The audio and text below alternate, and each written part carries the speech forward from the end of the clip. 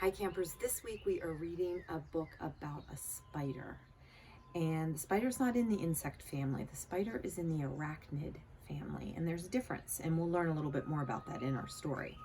So our story today is told by a spider, and it's called I Am a Little Spider by Marta and Núria Roca.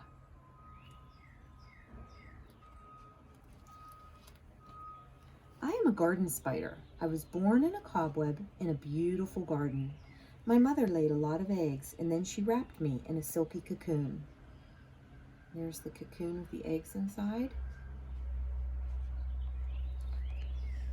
A few days later, the cocoon started cracking open, and we came out.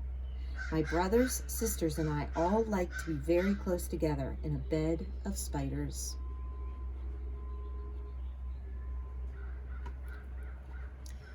There are mother spiders that carry the cocoons all around. When the babies are born, they jump on the mother's back and they travel. There's all the babies on the mother's back until they get stronger.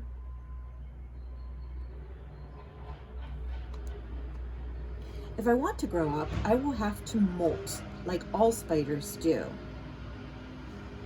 So spiders have exoskeletons just like insects do. And they shed or they molt their exoskeleton to make room for them to grow, and they will form a new exoskeleton. And that's what's happening in this picture. Now that I am bigger, I feel like exploring the world on my own. I am still young, but I already know how to make a cobweb all by myself. I make it by spinning thread of silk, which is thin but very strong. So if you look in the spider's abdomen, you can see that silky thread coming out. And there's a body part inside the abdomen of a spider, or an organ called a spinneret. And that is the place where that silky thread is formed. And then it is released through their abdomen, and that's how they make their webs. In the garden, there are many types of insects a spider can catch. Insects are different from spiders. They can see much better than we do. So that's one difference. Their eyesight is different. Spiders' eyesight is not very good. They rely on smell and touch to capture their prey. Sometimes some of the spiders feel the vibration in the cobweb, and they follow that to find their food and their prey. Another difference is insects have 3 body parts. They have a head, a thorax, and an abdomen. But look at this spider. They only have 2 body parts. The head and the thorax is combined into this body part called the cephalothorax, and then they have an abdomen. So cephalothorax and abdomen. Another difference is arachnids have 8 legs, and insects have 6. Not all spiders live in cobwebs, although all of us can spin silk threads. Some spiders prefer living under the ground. They are true builders. Look at this spider coming up from under the ground, catching its prey.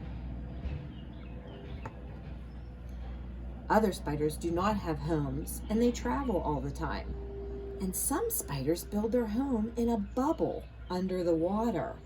Look at that. I didn't know that.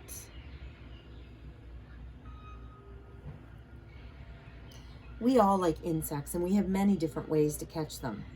A relative of mine uses a sticky ball to catch its prey. So there's the silky thread coming out. At the end is that sticky ball. Kind of looks like a fisherman throwing a fishing line to lure its prey. The bait on the end of the line. There are thousands of kinds of spiders, but almost all have 8 legs. There are very few spiders that can be really dangerous to people. When we have to get away from our enemies, we do it in our own way. There are some spiders that roll down the sand dunes. Some spiders are tiny as a dot, while others are big as a dish. I'm not too big, but you can see me easily. Do you see that spider in the web?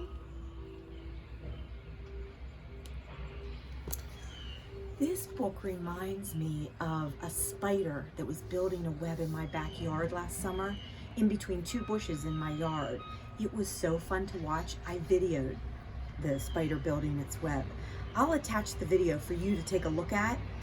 While you're watching it, look closely because you can see that silky thread coming out from the spider's abdomen as it's building their web. Get your bug journal this week and build and draw a cobweb with a spider in it. Remember, they have 2 body parts and 8 legs. Have fun, and I'll see you next time.